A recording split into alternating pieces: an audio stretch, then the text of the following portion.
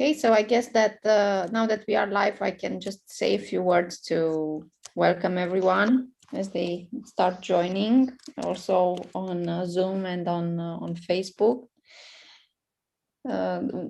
I think everywhere right now is very, very warm, as me and Lukasz were talking earlier, and very humid. It feels like we're in the jungle instead of Europe. But it's a good time to hide in the shade and stay inside and talk about interesting stuff. So my name is Diana Filimon. I'm a DCN board member and also the communication director for Ukraine Influencer Hub, a project created by DCN together with our partners from America House and also with the support of the US Embassy. Why we are here? Because we want to hear some new voices in Ukraine and to give more voice and more power to the already existing ones, to the people who want to build their communities and to do social good and to get involved around them, so they don't just stay at home and do nothing. It's a very important project, and we have been communicating about it for quite some time now. We are in the middle of the first incubator right now, and we will, besides our workshops with the participants selected for the first incubator, we will do each Wednesday meetup, masterclass, as we called it, with very interesting people who know very well what they say here. And we couldn't begin these master classes with a better setup than talking about digital security, because we have been online for 1 year and I don't know, 3 months or something by now, and we've all experienced, I think, or at least we've heard about the challenges of being online and being safe online, most of all. So no matter what you do on the internet, no matter how what type of influencer you are, the key is to be safe, so you don't get hacked or you don't get overwhelmed by the informations over there and the people who can get into your accounts. So let's not wait too much, and to introduce to you the speakers of today. Our friend and collaborator for quite some time now, Lukasz Krol, and also Anton Kushnir. They will talk to us about why it's important to be safe online, why and I think the saying that it can't happen to me is the one that they hear the most. Nobody wants to know my info, why should I care? But yeah, we should care, and it's very important to take care of the information. And I would give now the floor to Lukasz, and enjoy. Please put any questions you have in the chat, and make the most of the time we spend with these guys. So don't give them any breaks in questions and curiosities. Lukasz, hi. Hi. Okay. I mean, first of all, I know that usually when people say not to give us any breaks and questions, they're just being polite. But like, I assure you that, please throw all of the questions at us. If the question is too difficult or we can't answer it in the middle, we'll leave our contact details behind and you can poke us afterwards. Very quickly though, Anton, are you in the room? Okay, I've got my co-presenter is missing. This is yet another security threat and something that we didn't particularly prepare for, but it's okay. Is everyone here from the crowd here? Are we expecting more people, Diana, or should I start? You can start and they will join as we go along, no problem. Okay, perfect. So I will just open my slide. And Anton is perfect. Joined. Yes. Oh, and Daria, thank you. Yes, I tried hard with that background. I tried very, very hard. I told you it's the best background. There were several. I usually don't do backgrounds, but this one was just too much fun not to do. Hi, everyone. I'm sorry for being late. Well, technical issues are sometimes really unexpected. No worries. So very quickly, what we're going to do is we're going to start with slides.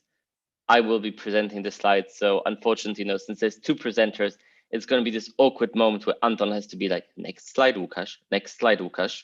I'm sorry in advance. Wait, okay. I think that this is, yes, no, this is, can you see my slides now? Yes. Yes, yes. Amazing, amazing. So out of all the screens I shared, you did not pick the one with fan fiction for 1990s TV shows. Instead, I picked the right one. Amazing. Hi, I'm Łukasz, and I'm co-presenting with Anton today, and we're going to be talking about digital security. So there are a couple of very quick ground rules that I want to do, and all of the ground rules are very nice. The first one is, usually when I talk, people interrupt me, and then they start apologizing for interrupting. My rule is, please apologize less and interrupt more. If you've got a question, interrupt. If you've got an example, interrupt. If you have an experience from your life you'd like to share, please interrupt, okay? If we are moving at a pace where we think that we will not make everything, then we'll tell you, please stop interrupting us. We'll take questions at the end, okay? The second thing is, I know that digital security can be quite a sensitive topic. And we are aware that some of you might be describing scenarios which you don't always want to share with the bigger group, but maybe some people could learn from you. Like, I don't know, maybe your Facebook account was hacked and you don't want to tell everyone about it, but you think we could still learn from it. So if you want to submit an anonymous question, don't write to the chat in general, just like write it either to me or to Anton privately on the chat. And then we will answer your question publicly without mentioning your name. So that way, you know, everyone can benefit from your knowledge and from your curiosity, but they will not need to be exposed to your name or learn about the situation. And finally, Anton and I have a bit of a shift system because it's both of us talking today. So essentially, I will be monitoring the chat while Anton is speaking. And while Anton is speaking, you won't believe it, but I will be monitoring the chat. So this essentially means that one of us should always be online and be ready to answer questions. And, you know, if there's a question specifically to Anton, I might interrupt him and tell him about it. But I want to start with a very brief round of introductions, because I actually don't think we've ever all met in real life. Like, some of us have met in real life, but not all of us. So if you could please do like a very quick round. It's very short, but tell us a bit about yourself. I'm sorry, I'm getting a phone call. I'm no longer getting a phone call. Tell us a bit about yourself. Tell us what you'd like to get out of today's session. So what you'd like to learn, what you're mostly interested in. And finally, I have two things here. I've got my phone and I've got a notebook. My phone is encrypted. My notebook isn't. And I'd just love to hear a very quick opinion. There are no right answers. There are no wrong answers. Tell me, if you've got sensitive information, tell me if you'd prefer to store this data in a phone or a notebook and why. So maybe I will start very quickly, just so you know, it's not scary and nobody else is to come forward. I'm Łukasz. Today I want to both, and I'm full-time, I'm working for an organization called Internews where I'm doing digital security training. But today I'm here in a personal capacity just because, you know, I'm also working with DCN and they're amazing. And we've had really, really fun cooperation. Actually, today, I don't just want to be teaching stuff. I want to be learning a lot from you as well. So the thing that I'm most excited about is actually hearing your questions. And I think that I would prefer to keep my sensitive data in a phone just because I am always scared that I'm losing notebooks and I always travel a lot. So I'm always scared that, you know, I will leave my phone book like in an Airbnb or flat somewhere and someone could read through it, whereby my phone has a password, so it's much harder to read through it. So who wants to come first? Maybe I can. Yes, please. My name is Nista, and today I want to find out how to protect my sensitive data, my private information, on my phone or my computer. But I prefer to store sensitive data on my phone because I use my phone a lot, and it's really important for me to keep all sensitive data or information on my phone. Perfect. Thank you so much. Who's next?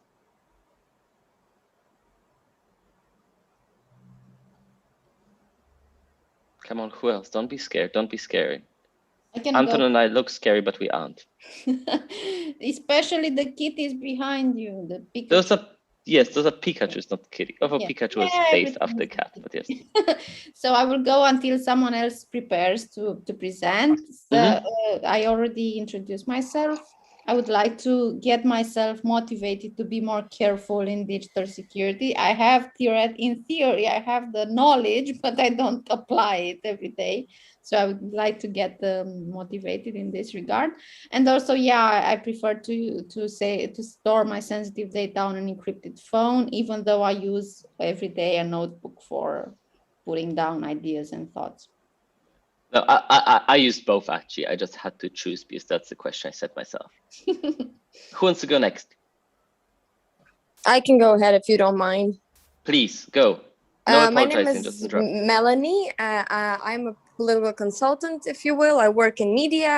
I have a YouTube channel actually. And if we're talking about sensitive data, well, just out of my experience, I only store it on my phone because that usually has to do with messengers and whatnot. So I have actually never stored anything of that sort on my computer. And actually, that is a very good question. I would like to know which one is better after our discussion today. And also maybe I would be interested in learning, some new technological ways of protecting your data and whatnot, and especially maybe some updated information about, different kinds of messengers, for instance, and different kinds of, so to speak, transferring the data between users and devices and so on, if that's a thing we're going to be talking about today. Thank you. Thank you. Yes, we will get a bit into secure messaging.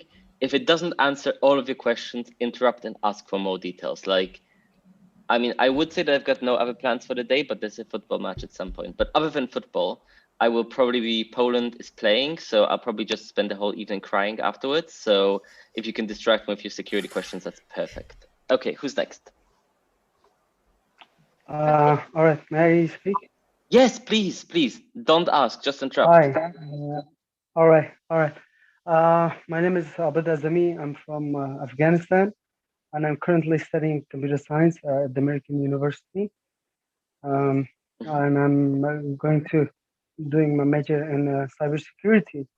So that's why I think this session is gonna help me to understand more about cybersecurity and its future and the outcomes of it and the career. So that's about me. And yes, of course, for the third question, I'd like to know more about storing sensitive data on my computer or my phone and all that. Is that enough, I think? Thank you. And that's so cool that you're studying this. It's like Anton and I are like, oh, other people are interested. Yeah, of course, because it has a future, and like in 10 years, it's gonna be like very important. So is it now, but I think in the 10 years, it's gonna be much more important. As of now, in Afghanistan, there are very few people that understand the cybersecurity, and there are very few universities that teaches it. I think, if I'm not mistaken, the American University is currently the only university that is teaching the cybersecurity. So that's kind of cool. Yeah. Cool. Thank you. Oh, it's so nice to get to know all of you. Who else wants to speak? Okay. Yes, please. Someone was. Okay, I will start. Yes. My mobile phone. Hello to everyone. I'm Darian. I've got bachelor degree in 2020, and I studied international legal relation and at Law Academy. So after this, my studies at bachelor, I wanted to enter cybersecurity, but now I'm having a gap year to think about what I'm gonna do in my life. So as now I work in film distribution company, it's also my the second passion, as well as law and protection of database. So I'm here to know also about career opportunities in this field, private companies, because I wouldn't like to work for government if I will decide to continue with this field. Also, I would like to know like a simple question, and I guess it would be interesting for everyone, even if you are not going to do a career in this field, like what hackers can do only if they know or your email, what information and how they can reach and what data they can get, only know this data, like your number, phone, and your email. Your phone number and your email. Anton, can you remember this? Because this will be super fun when we discuss haveibeenpwned.com. Sure, of course. Perfect, perfect. See, we work as a team. We Okay. go way back, and by way back, we met like 3 weeks ago. Okay, who else? Thank you. May I? Yes, please. Hi, my name is Alina, and I have a lot of different data because I have a laptop from my job. I have a laptop with my studies, all things, because I do my master degree in public administration. I have a data about my small project about museum, and I have my private life, and all these things are on very, very different devices, and that's why it would be really, really good for me to know how to connect all it and to manage everything, because sometimes I really cannot even remember where this document or where that photo and so on. Yeah. Perfect, thank you. And you stopped telling me about the notebook versus the phone, though. What do you mean? Which one is better? Where would you prefer to keep? Where would you prefer to keep your sensitive data? Okay, it depends because all my job and studies data are on my laptops, and all the rest is on my phone. Yeah. Perfect, thank you. And like, there's a reason why we are asking the phone versus notebook, and I will tell you about this reason in a moment. I just don't want to give spoilers just yet, okay? Thank you so much, Alenka, for speaking to us. Who else wants to, take center stage for a moment?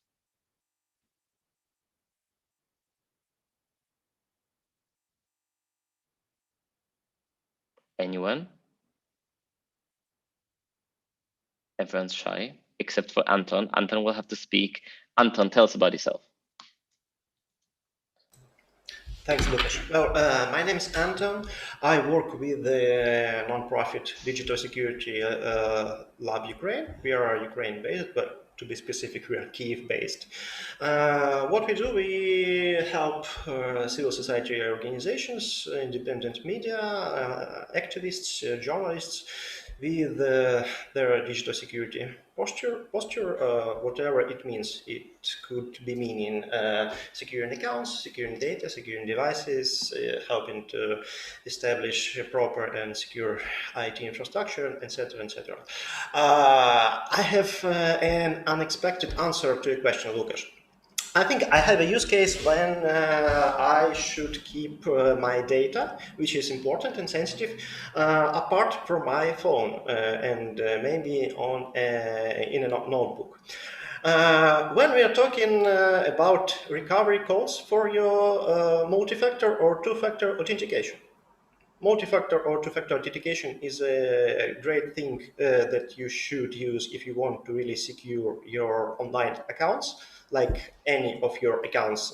This is maybe one of the most important things. But if you use your phone as your second factor, whatever, if it is text messenger or is it an application or anything, and your phone is lost, stolen, or whatever bad happens to him, you got to have some emergency way to log into your account and just keep them in a file or in a note that is stored only on your phone. Will make you less secure. You won't be able to log into your account. And this is a use case when this data, which is important and sensitive, I I could say, and you should keep it apart from your phone. So it happens also sometimes. Perfect. Thank you so much. Does anyone else want to speak, or are you all curious to see why I was asking about the phone and the notebook? I'm giving you 5 seconds for someone to still speak. 5, 4, 3, 2, 1. Final chances for introductions. Okay. I see that there are a couple of people popping in the chat. Thank you so much for Anna and Ala for popping in the chat as well. That's perfect. Yeah, if any of you, for example, don't have microphones in a loud environment, if you know in the middle of a party have crying babies around you, if you're currently trying to liberate a small Pacific Island nation and it's kind of noisy around you, you can always write. Perfect. So there's a reason why I'm asking you about the phone on a notebook, and that's because we're about to embark on a journey called threat modeling. Because one of the most disappointing things, I'll start by what's actually disappointing in digital security. Because people come up to me and they're like, Łukasz, what's the most secure thing ever?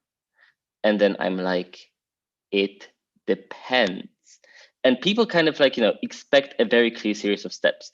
They expect sort of do 1, 2, 3, 4, and 5. And after those steps, nobody will, so I'm just blocking some people who are spamming. And then nobody will essentially be able to do anything. Nobody will be able to break in. But in reality, everybody has a different security situation. So for some people, maybe they're sharing a smartphone with a bunch of people. And because of this, the smartphone is not considered secure. Maybe some people have a work smartphone and the boss can see everything that's happening there.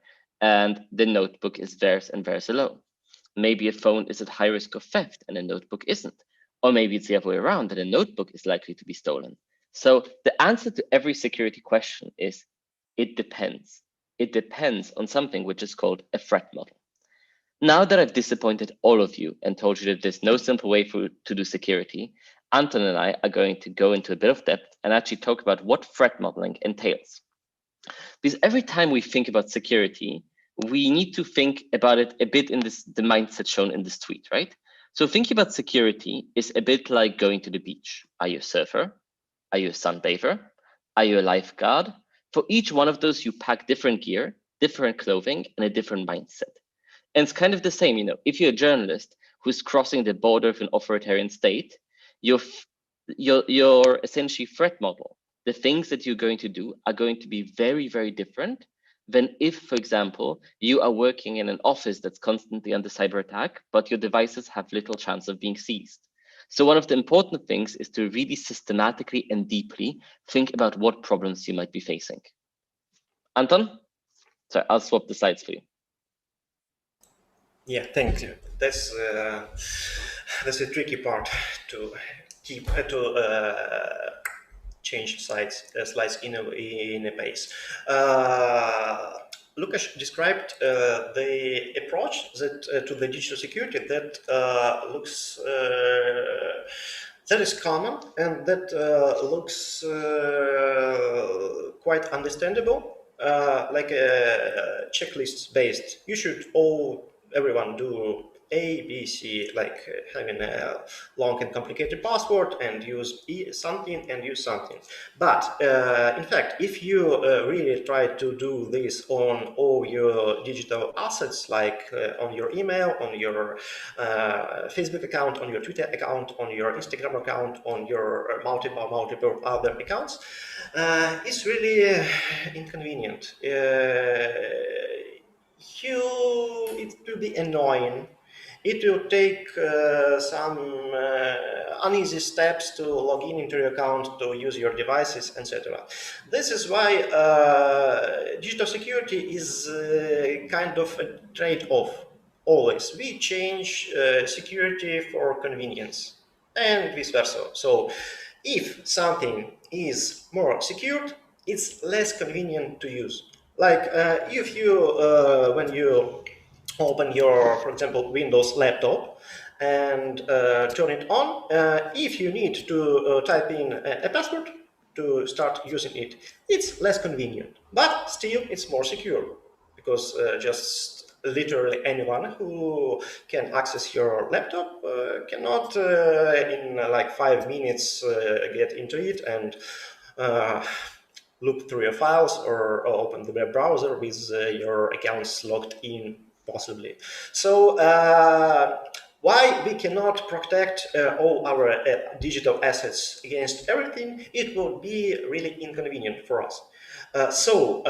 What should we do? What is the rational approach? What could we do so we understand where should we be more secured and where can we like kind of accept this risk? Lukasz, please. Yes. I feel like I work at McKinsey and, you know, I'm switching the slides for executive. Oh, you know, this is a complicated animation on this slide, so yeah. And stop here. Stop sorry. Yeah. So where should you begin? You should begin with making a list of your assets. So you should know what do you have to understand what should you protect. It could be a tricky part, remembering all your online accounts or all of your emails, and etc. etc. And when you get this list of your assets, you can move forward to understanding what are the threats, what could happen to my asset, what could happen to my laptop, what could happen to my phone, to my accounts, etc. Lukasz, I'll ask you to sweep through animations, and I'll say you when to stop. Once again, and stop. So these are kind of examples of threats that are common for some of your assets. For example, some crime hackers or hacker group could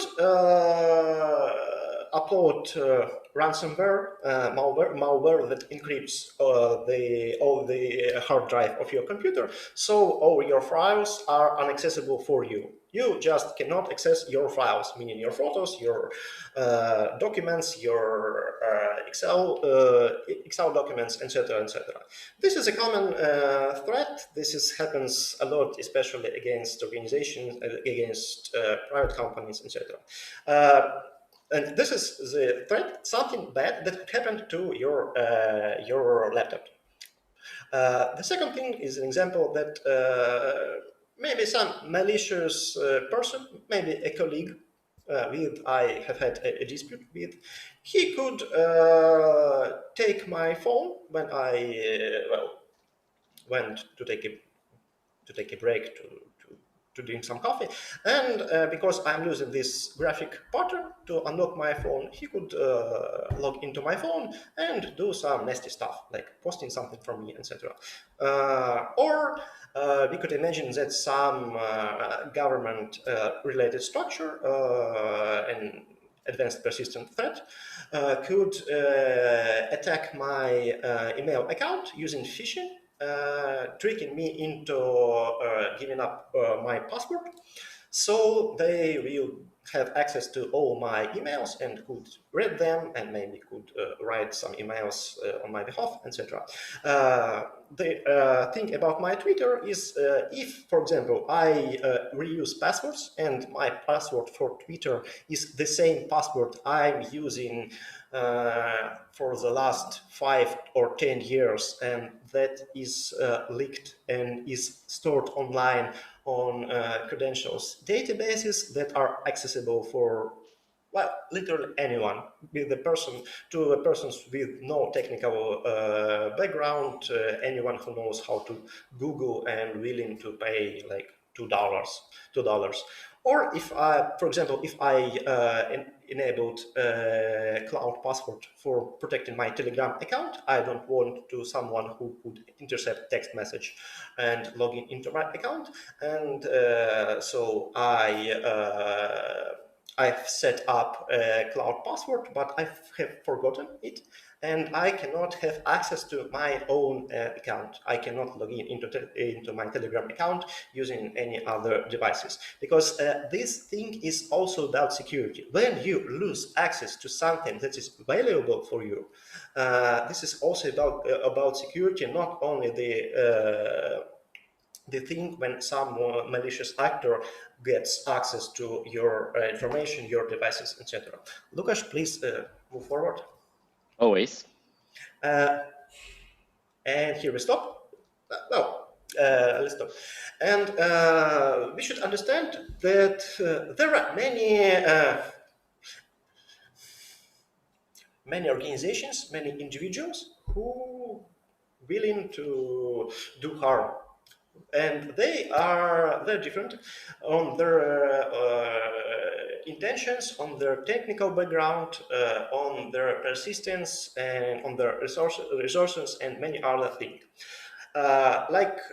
Maybe you're not a public person, you're not an activist, you do nothing, so the government-related structures would like to hack into your account, but still there is crime hacking, and they have no particular interest into breaking into your specific laptop, into using ransomware to encrypt all your files. They want to attack like literally everyone, so to get their profit. So if you are less protected than like your neighbor or like any other person's laptop, they will use this as an opportunity to attack you. This is an answer to the kind of mindset, I have nothing to hide. Still, if your behavior, if your professional or your activist or your private personal life is not something that is of importance of the like government-related structures or law enforcement, etc. Still, there are crime hackers. There are some people who just want to have fun, like by breaking into your account. There are some people who just don't like you, like your former colleagues, your actual colleagues, and like many other people who still will like to use the opportunity to make some harm and or make fun of you. Lukasz, we'll skip this one. So just to next. Next. This is a funny example of why every person has a different threat model, and when someone approaches to you and says that you should go through the checklist and establish some security controls, you should understand that maybe these security controls, these things do not fit into your threat model, because you know what are your assets and who are threat actors who will do some harm to you, and then you can assess on how you are protected against those risks. Lukasz, please move forward. And so the risk is not a threat. The risk is a threat that we assess the probability and the impact. For example, Lukasz, could we move? Yeah, and stop. Oh, just here is okay. Stop. Yeah. Thank you. I know it's. I moved it. I made it the hardest way. So I could assess that if some crime hacker he makes all my files on my laptop inaccessible, because well, it's encrypted and I don't want to pay those people any numbers in cryptocurrency, just don't want. There are probability and there's an impact. The probability, I think it's medium probability, because I do some steps to make sure my My laptop is secured. I don't use pirated software. I update it. I got some other things that I do, and but still something may be wrong. But even if my laptop is ransomware, what is the impact? What are the consequences? I think it's maybe medium because all the really critical information. I have backups. I have backups, some online backups for the information I need. I have some offline backups on external drives. So even if I lose all the files, the critical information I still can restore from my backups. And then I think that maybe that risk is in the yellow zone. And I can go through all these threats and assess them. Like, for example, like my Twitter account. The probability of my Twitter account being hacked because of the password reuse is low, because I don't use my password for Twitter. And also I have 2FA established.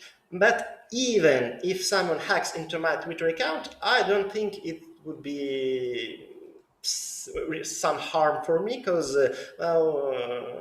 I use my Twitter for procrastination, to kind of tell about how miserable I feel right at the moment. So there's no my professional background here, and no sensitive information, etc. I could just lose it and set up another Twitter account. So this risk, after the assessment, I understand that it is in the green zone. And when we do this kind of stuff, like with risk assessment, we have a list, but the order of the list is important. We have the highest risks with and maybe we should do something with them, but also we get some low risks in the green zone, in the maybe in the yellow zone, that not always should be mitigated. Lukasz, please move forward and stop here. We might see problems when we try to assess the probability, because the impact is kind of easy, it's easier. But if we want to assess the probability, it's uneasy, because first of all, maybe we don't have the understanding of how things work. Like I told you about phishing, and you may be sitting and thinking, like, what you're talking about. I have no idea what that phishing thing is about. So in this case, you just need to learn what can happen and how to secure yourself from this. Maybe sometimes we got some cognitive biases, like we tend to underestimate the risks of our everyday life, like reusing the password and having no 2FA established, enabled for our email. But we are afraid of, like, for example, China government spying on us because it's on the news, and it's a huge story on the news, and we think about this. Well, in fact, the China government is not our adversary, is not our threat actor for now. Lukasz, please, once again. We may help, maybe for people from Ukraine, a bit with to assess the probability, because we in the digital security lab, we try to monitor digital security incidents that happen to Ukrainian activists and journalists. This is not real statistics. I cannot be sure that all the incidents are here, and that all the incidents we try to keep track on, that they are real incidents, because it's kind of uneasy when you collect them from open sources. But still, we got this data. It's not perfect at all, but I don't share that. I am not sure that if there's anything. There's a request to translate this slide. This is the data on digital security incidents that happened to Ukrainian activists, and we see that most assets that are attacked are online accounts. These, as we see, these are Facebook account, email, Instagram accounts, a bit of Telegram, and other stuff. So the devices are not well, at the top of that list. And the threats, the way the attacks, how the threat actors tried to break into these assets, they are mostly about phishing, about password reuse, and about resetting your password. So this is the incidents that happen. They are the most common. Lukasz, please, one more. Yes, sorry, I was just translating some of the slides because not everyone is fluent in Ukrainian. So if we could, sometimes describe them, but sorry. Yeah, I'm sorry. Maybe I should also translate the infographics into Ukrainian. Also, I have some efficient examples. Some of them, not much of them, are in Ukrainian, but most of them I tried to pick the ones in English, so it won't in translation.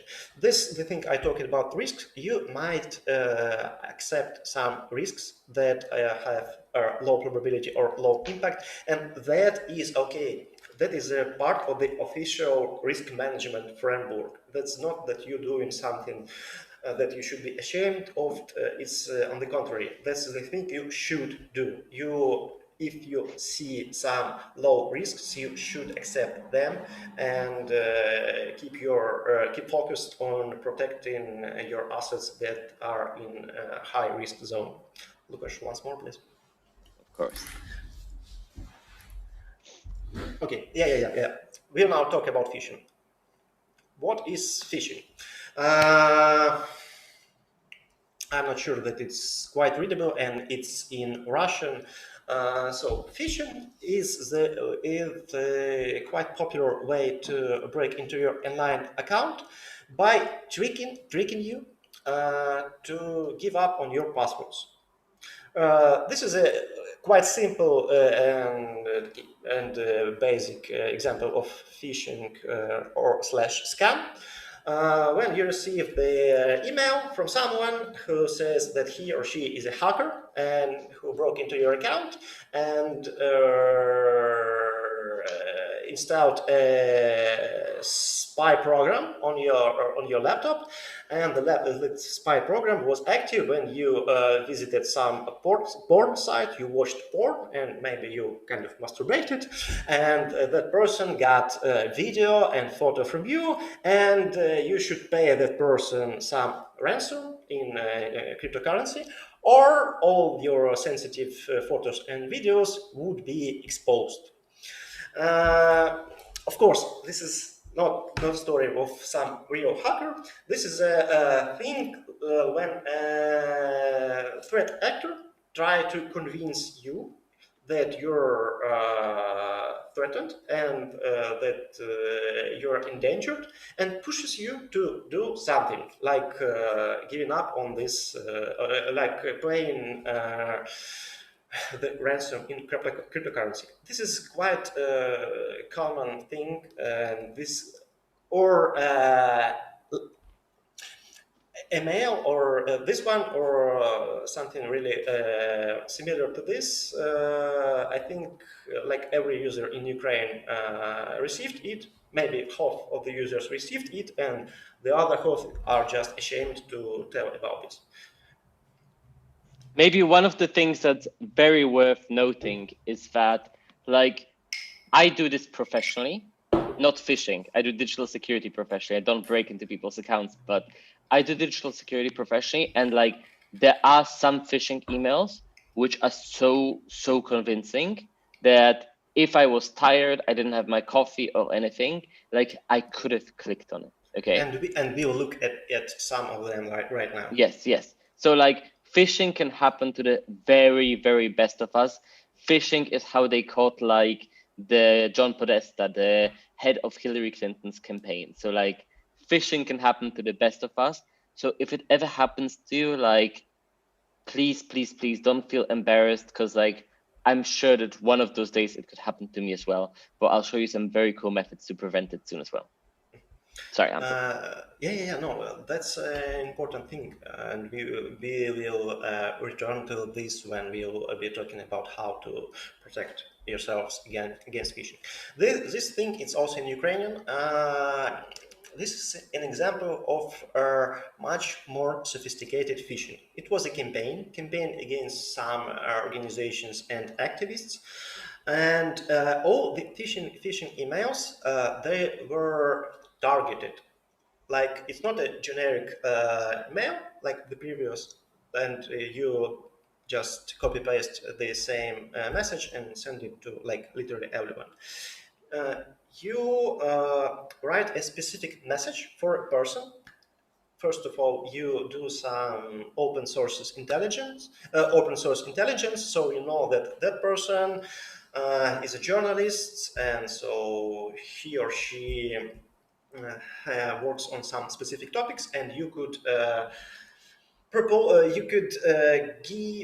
that person to a job or some kind of a job, so you can publish your pieces on some popular newspaper or magazine or website or anything. Sometimes, if you know that a person is an activist who monitors human rights violations of any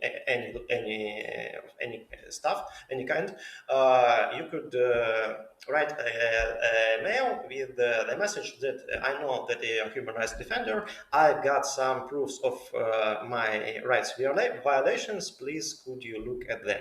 So this is an example when the phishing is targeted. It's not just crime hacking who want to hack into everyone's account. These people have something to do with you, and they put efforts to make it quite good looking. Lukasz, could we please move forward? If you click for that picture that looks like attached document, it links you to the website that looks like a login page for your Google account. If we look into the browser, the domain and the address of that site, of course, it is not Google, so it doesn't end with google.com. But if we under some deadlines, we are stressed, or maybe it's early in the morning or in the evening, or it's Friday evening, sometimes you're not focused enough, I'd say, to keep attention to all the details when you log into some website. So this is what their goal is, to trick you into the website that looks like login page for a service that you're familiar with. And of course, when you type in your password here, your password goes to the malicious actor. Lukasz, please, once more. This is, no, stop here. Wow, it's in English, at least. This is another example of phishing that was not on email, but on a Facebook. It was a popular attack in Ukraine months ago. Let's imagine you have an organization and you have a Facebook page for this organization or business. You publish a post on your Facebook page, and your post is reposted by another page that looks quite suspicious, but maybe if you look at the picture, maybe it has something to do with Facebook. And they say that we have violated some of the rules, codes, etc. by Facebook. And if we do not want our page to be blocked or anything bad should happen to our page, we should click on the link that is included there. And Lukasz, once more, please. after we click on that link, we got another, we got another phishing landing page that looks like an entry page for your Facebook account that is not on Facebook at all. But if you are stressed and we do not want to that our Facebook account, our Facebook page to be deleted, blocked, etc., we could type in, and once again, all our passwords go directly to the malicious, to the threat actors. Lukasz, please, once again. Thank you. This is the thing on Instagram. On Instagram, it's quite uneasy to get a verification, a blue badge for your page. If you know, I think you know what I mean. And if you've got one, it's a precious thing. You really want to keep it. It was a phishing scam when some random account, like we can see it's Sandra. Who is Sandra? But at the message, we see that the person says they're representative of Instagram support team with for the accounts with these blue badges, and you have done something wrong, or maybe it's COVID related, or maybe other stuff, and you need to verify that you still are could keep your verification badge, and to do this, you should do what? You should click there and type in your password. Lukasz, this is one of my favorites. This is a phishing in Telegram. Random account writes you and sends you a message and tells you that there's strange activity with your account, and you should use this bot, Telegram bot, to make your account secure. You click on this. This is a real bot. It's called kind of support, etc., etc. In fact, this has nothing to do with the real real Telegram administrators. This is a bot operated by a malicious actor, and that bot asks you to share your phone number, and then it says that they will send you a text message on your phone with some verification code, and you should type in this code here in the bot. In fact, what this thing do, it collects your phone number, and your phone number is the thing you need to log in to authenticate to your Telegram account. To authenticate to your Telegram account, you need two things. You need to provide your phone number, and you need to type in a code that was sent via text message on that phone number. And when you provide this malicious actor both your phone number and this code, they log into your Telegram. They could copy the history of all your chats, except the secret ones. They could delete the account. They could do all this stuff. This thing was sent to people late Friday night. So people like chilled after they started into their weekend, and they are not totally focused, aware of all the threats. And this is why the threat actors, they try to choose some unexpected time, some inconvenient time, the time when we are relaxed and when feeling insecure, we will do the most harm. Lukasz, please, once more. This is one example, the last example. This is a phishing in text messages. This happens if you, unfortunately, if your iPhone is stolen, lost, etc., and you have some security contact on the blocking screen.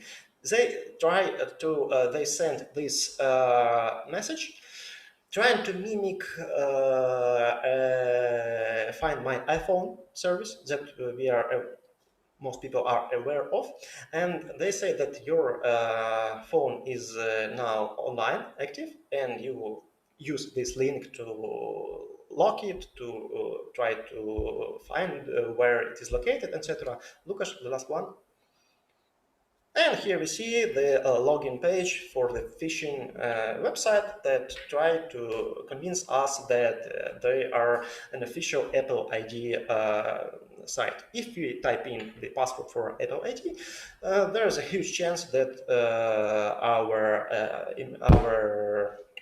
device would be removed from our AppleID account, and then it could be sold, so not for spare parts, but as a fully functional iPhone device.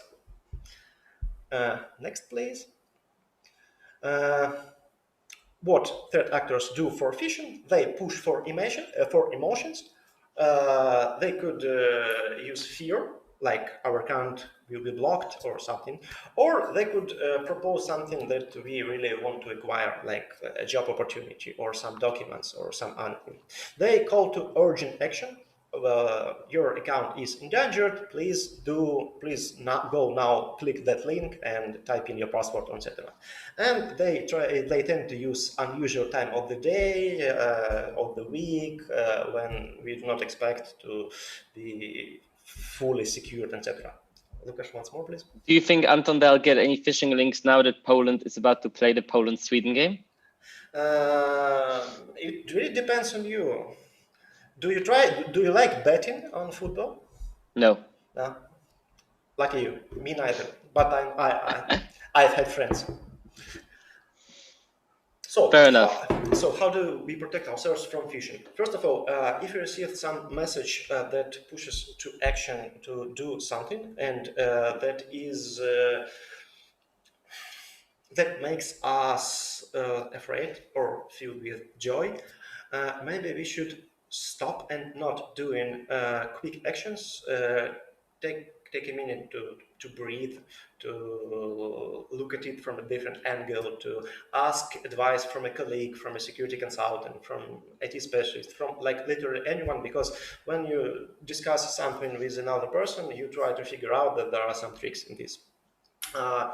And the important thing, if you are the target of the phishing attack, you should tell about this to your colleagues, because they also could be a target, and maybe you know how to spot some sophisticated phishing techniques, and maybe they are not. And you, with your colleagues, with any other group, you are a whole, your organization. If someone got compromised, this compromised the group security. And even if you understand that that phishing attack was successful, and your account is compromised, it's quite uneasy, because you feel ashamed. You feel that you did something wrong. There's nothing you should be ashamed about. Those people who attack you should be really ashamed. But the good thing is to inform your colleagues, people you talk with, people you have sensitive conversations with, to help them being alert, so they understand that maybe some messages for you are not trustworthy, and so they will understand that maybe they also be more aware, etc. So sharing this information is quite important, and this is why when someone approaches to you and says, hey, well, I was hacked, you should never try to be angry at this person. You should be supportive, because it's not also as good for you as a human being, but it's also good for your security. Because if not, that person won't be sharing this information with you in future, and you won't be informed that maybe some messages from this person could be dangerous. Lukasz? The other thing with the other popular attack is related to the password reuse. Password reuse is the thing we all do, or we did.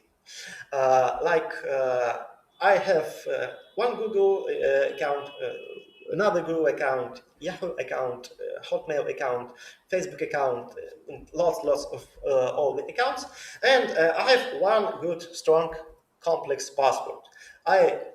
I remember that password, and I just used the same password for all the accounts. It is convenient. I don't have to remember another password. Why is this tricky? Lukasz, could we? Yeah, that's important thing while we're talking about password reuse, etc. Maybe you will hear something that is not comfortable for you. Just please do not do some quick actions. Do not go and change your passwords. Listen to this. Maybe take a break to think. If you want to change your passwords, do this after the webinar with no pushing, with no time limit, etc. So, Lukasz, please. Next. No, once before. Stop. What's the problem with the password reuse? That some data on some websites, especially when these are some minor sites, not some big services, they suffer some attacks, and sometimes the user data is leaked to the attackers. For some time, these leaked databases kept somewhere in the dark web on specific forums, but the time passes and these databases, they become available online, like for literally anyone. And what the person can do, the person can go to this database of leaked credentials, type in your email, and obtain a list of all your passwords that are in those leaked databases. And if among them are the password that you use now for some of your important accounts, that person would be able to log into your account. What do we have here? It's slide in Ukrainian also. That's an example. It was on public though. This is why I use it, because it doesn't compromise someone's privacy. It was posted publicly on Facebook. That's a member of parliament, Ukrainian member of parliament, who wrote a post on Facebook that his email account on Ukrainian mail service Ukrnet was compromised. I took the liberty to check some of this leaked credential database for his this email account, and yes, we've seen some passwords of that member of parliament that are in this leaked credentials. So any threat actor could take these passwords and try to paste them into the account to log into that person's email account. And some of them, as we understand, was successful. Lukasz, once again. Yeah. Maybe this is your part with having point or no? Yes, surely. So there's actually, we'll do a couple of things. I will switch browser windows. Wait, I'm very sorry. Can everybody see this browser window? No, you cannot. Give me just one moment. Here, sorry, Ashken, are you with us? Yeah. Ashken, or is one of the DCN administrators here? Yes, please, Lukasz, please. Could I possibly ask you to pause the recording in the stream? Would that be possible or not? Excuse me, can you repeat Would that? it be possible to pause the recording and the stream for just a moment or not?